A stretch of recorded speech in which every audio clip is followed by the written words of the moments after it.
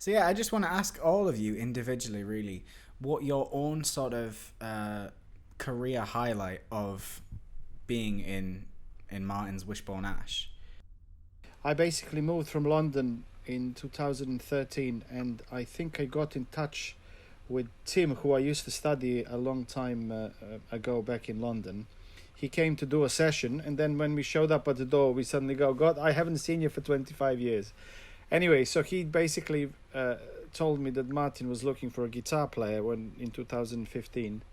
So should we just say that I've kind of shown for one audition, and then Martin asked me to kind of do another, come one more time and do another one, and I did another second audition, and then Danny told me, hey, Misha, just to let you know, this is the second audition you failed.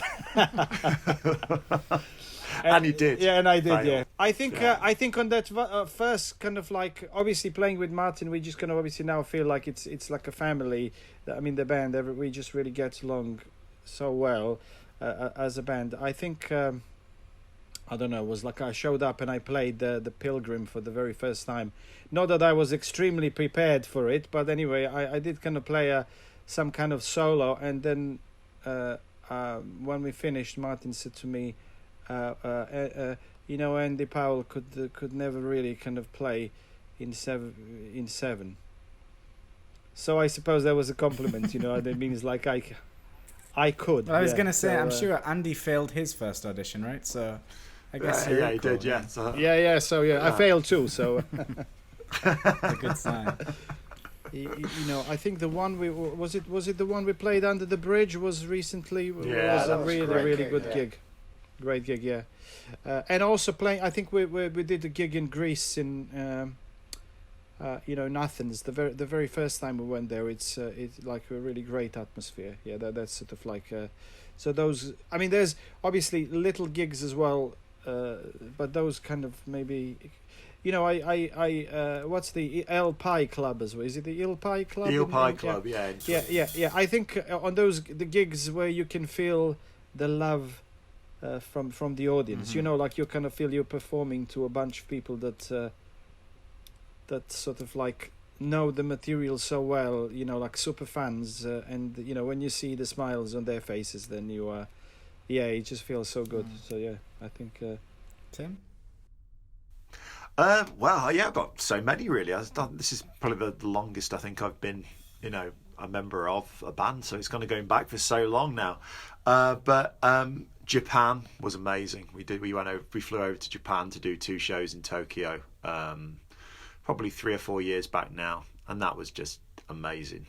Just give me a stage, give me a drum kit, I'm a happy boy. And I've been a very happy boy over the years playing with this band because I get to play with my best mates. So I'm happy. I'm a very happy man. It's been a great experience, and long may it continue when they allow us to.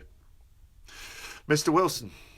Hundreds of gigs that are big and small, and the people that you meet and the way they analyse every chord, every solo, it puts you under a certain amount of pressure, but I think that's a good thing.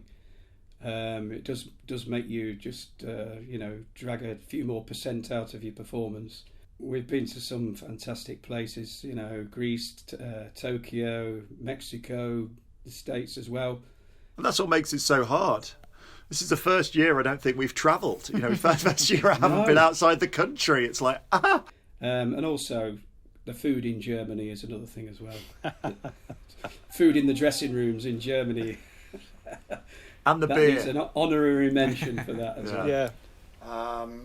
The Joe Walsh came out on the road with us with Barnstorm, got put on the show. He started out opening the gig, then he got bumped up after Renaissance, then he got bumped up after Vinegar Joe, and if the tour had gone on any longer, we would have been supporting him, because Rocky Mountain Way ended up going to #1. I arrived at the gig one night with the guys. We were in the limousine, and it was being played on the radio. It had just that day gone to #1, and it was on the radio as we got out to walk into the gig. We go into the gig and he's playing it live on stage. I mean, just fantastic. Electric in the air. Brilliant. Wonderful stuff.